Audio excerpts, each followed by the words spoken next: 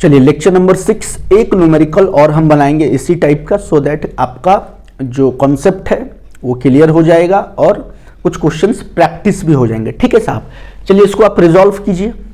देखिए ये तो क्वेश्चन है, हम इसको रिजॉल्व करते हैं थोड़ा सा डायग्राम बड़ा बना के। ठीक है,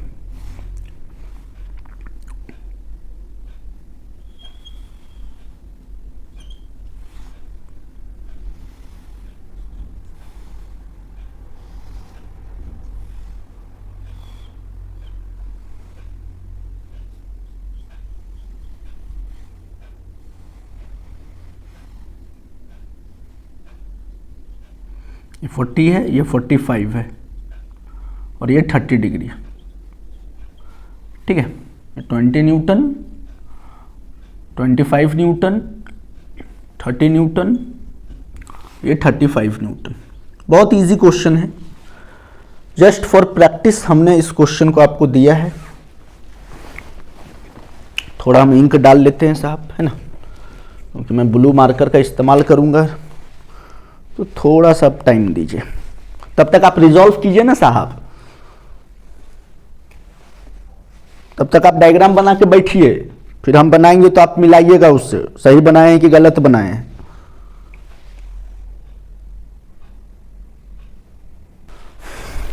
चलिए रिजॉल्व कीजिए। देखिए पहले हम इसको रिजॉल्व करते हैं। तो एक होगा आपका हॉरिजॉन्टल, ये तो वर्टिकल है और ये हॉरिजॉन्टल है। ठीक है, ध्यान से एकदम समझिए, एकदम क्लियरली बना रहे हैं साहब, एकदम इंक विंक भर लिए हैं मार्कर में। ये 30 डिग्री है तो ये भी होगा 30 डिग्री, आपको पता ही है, मैथ्स में जियोमेट्री में आप लोग पढ़ चुके हैं। 30 डिग्री कोऑर्डिनेट जियोमेट्री तो आप लोग पढ़े ही हैं, है ना। ये 30 डिग्री तो ये भी 30 डिग्री,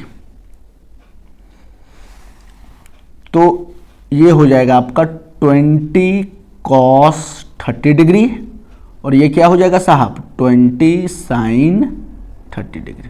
कोई दिक्कत है? कोई दिक्कत नहीं रहेगा। अब इसका काम खत्म, अब इसको रिजॉल्व करेंगे।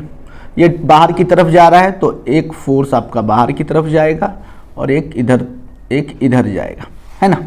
तो ये आपका हो जाएगा 30 cos 45 डिग्री और ये हो जाएगा 30 sin 45 डिग्री। इसका भी काम फिनिश्ड है ना, यहीं पर कर दिए ना, कोई बात नहीं, आप यहाँ पर कर लीजिए क्लियरली, क्या दिक्कत है साहब। 45 है तो ये 45 नहीं होगा, 45।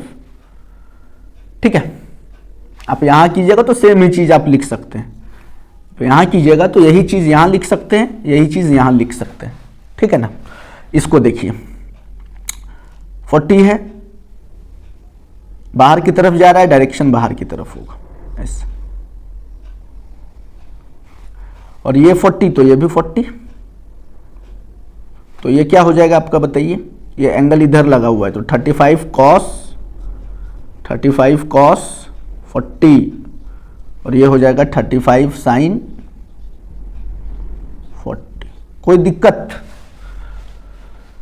दिक्कत नहीं होना चाहिए।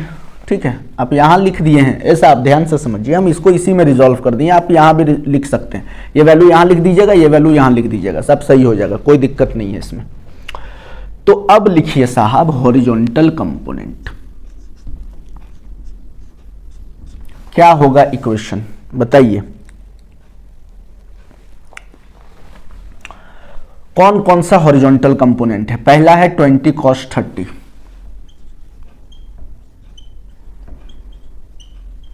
और इस साइड कौन सा फोर्स जा रहा है, कोई फोर्स जा रहा है इधर, देखिए कोई भी फोर्स इधर नहीं जा रहा है, ये दोनों इधर ही जा रहा है, तो माइनस 30 cos 45 माइनस 35 cos 40, बस सॉल्व कीजिए।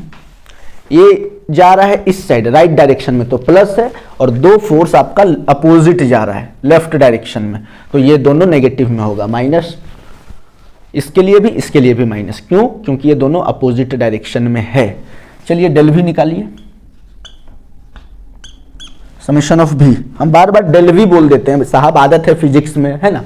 समेशन ऑफ भी, समेशन ऑफ भी यानी वर्टिकल फोर्स जो ऊपर की तरफ जा रहा है, एक तो 25 न्यूटन जा रहा है, 25 प्लस और क्या ऊपर जा रहा है 30 साइन 45, 30 साइन 45 जा रहा है ऊपर, और कुछ ऊपर जा रहा है साहब, बस ये दो ही फोर्स ऊपर जा रहा है।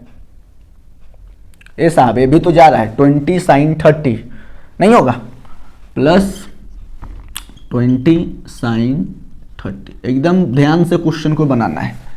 एक ये फोर्स ऊपर जा रहा है, एक ये फोर्स ऊपर जा रहा है, एक ये फोर्स ऊपर जा रहा है, तीनों को हमने प्लस में लिखा, ठीक है।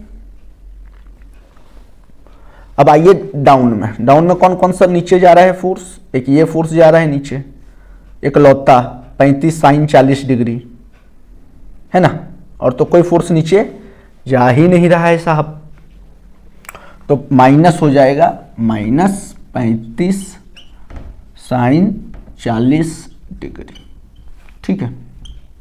सॉल्व कीजिए, कितना आएगा वैल्यू बताइए साहब, कैलकुलेटर में सॉल्व करके बताइए कितना वैल्यू आएगा। ये वैल्यू आएगा -30.7। हम सॉल्व कर लिए हैं, ठीक है ना, आप लोग भी सॉल्व कर लीजिए और चेक कीजिए सही है या नहीं। और 33.7 प्लस में आएगा,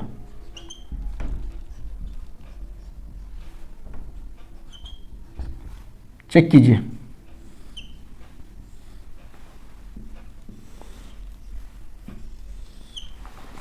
आ रहा है इतना, अगर आ रहा है तो फिर रिजल्टेंट निकालिए। Resultant force summation of H का whole square plus summation of V का होल स्क्वायर, वैल्यू बैठाइए -30.7 का होल स्क्वायर प्लस 33.7 का होल स्क्वायर। सॉल्व कीजिए, कैलकुलेटर में कितना आएगा बताइए। 45.6 न्यूटन, चेक कीजिए इतना आ रहा है। अगर आ रहा है तो फिर थीटा निकालिए, पोजीशन निकालिए। Theta is equal to tan inverse modulus summation of V by summation of H. Value put कीजिए। डेल वी क्या है, नेगेटिव है, सॉरी पॉजिटिव है, तो 33.7, और डेल एच नेगेटिव है लेकिन मॉड से बाहर निकलेगा तो प्लस हो जाएगा, याद रखिएगा, है ना। अभी ये मॉड में है तो नेगेटिव है, लेकिन जैसे ही मॉड से बाहर निकलेगा ये वैल्यू प्लस हो जाएगा, ठीक है ना। ये हो जाएगा tan इनवर्स 33.7 बाई 30.7 और मॉड हट गया, ठीक है। कितना आएगा बताइए थीटा का वैल्यू, 47.6 आएगा, चेक कीजिए 47.6 डिग्री, ये आ गया आपका थीटा का वैल्यू। अब देखिए कि यहाँ पर डेल एच और डेल वी, तो ये एक्स है ये वाई है, तो डेल एच आपका क्या है, डेल एच मतलब हॉरिजॉन्टल यानी एक्स है नेगेटिव और वाई है पॉजिटिव। अब बताइए नेगेटिव और पॉजिटिव किस क्वाड्रेंट में लाई करता है, एक्स नेगेटिव और वाई पॉजिटिव, यानी सेकंड क्वाड्रेंट। सेकंड क्वाड्रेंट होगा ना साहब, ये वाला सेकंड क्वाड्रेंट है मान लीजिए। तो यहाँ पर ये आपका एक्स नेगेटिव है और वाई ऊपर में 1 2 3 4 पॉजिटिव नहीं लिखते, पॉजिटिव लिखते हैं, तो ये किस आपका क्वाड्रेंट में लाई करेगा, सेकंड क्वाड्रेंट में। तो यहाँ पर रिजल्टेंट का आंसर आप बनाइए। देखिए हम बॉक्स बना के बना रहे हैं क्योंकि जगह नहीं है, ठीक है ना। तो रिजल्टेंट फोर्स का डायरेक्शन निकालना है ना। तो देखिए